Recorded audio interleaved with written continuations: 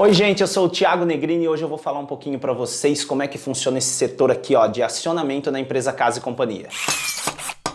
Bom, por esse setor de acionamento aqui nesses computadores que vocês estão vendo aqui atrás é que a gente recebe quase que todos os serviços que entram para nossa empresa. Nesses computadores entram os serviços das companhias de seguro, então cada computador fica logado em uma página da companhia de seguro para receber os serviços e os inputs da seguradora para Casa e Companhia. Bom, assim que a gente recebe um input da seguradora, um desses computadores aqui emite um sinal sonoro, uma das analistas recebe esse serviço, cadastra esse serviço para disparar para os nossos técnicos. E é aí que a gente fica sabendo onde é o serviço, qual é o tipo de serviço e qual é a prévia, em quanto tempo a gente tem que estar na casa desse segurado para realizar o chamado que ele fez para a seguradora. Basicamente, nossos clientes são companhias de seguro, então várias companhias de seguro do mercado acionam a nossa empresa e fora as companhias de seguro nós também temos todos os clientes particulares que acionam também a nossa empresa, tanto pelas nossas redes sociais, como nossos telefones, nossos canais de atendimento, que também fazem parte do acionamento aqui da Casa e Companhia.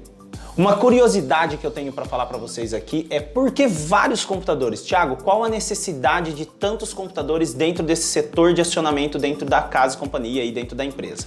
É o seguinte, antigamente a gente colocava todas essas companhias de seguro em apenas uma máquina ou às vezes duas.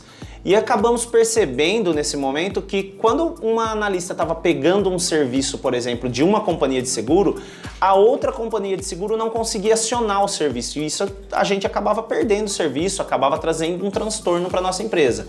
Então, devagar a gente foi implantando outras máquinas e hoje a gente consegue deixar cada máquina logada em uma companhia de seguro diferente. Ou seja, se uma analista está pegando o serviço de uma determinada seguradora e a outra seguradora envia ao mesmo tempo um serviço também, a outra analista consegue receber esse serviço, a gente não perde isso, traz mais renda para a empresa e acaba deixando as seguradoras mais felizes porque a gente não traz a negativa do serviço, que é um fator determinante e diferencial da nossa empresa aqui em Araraquara.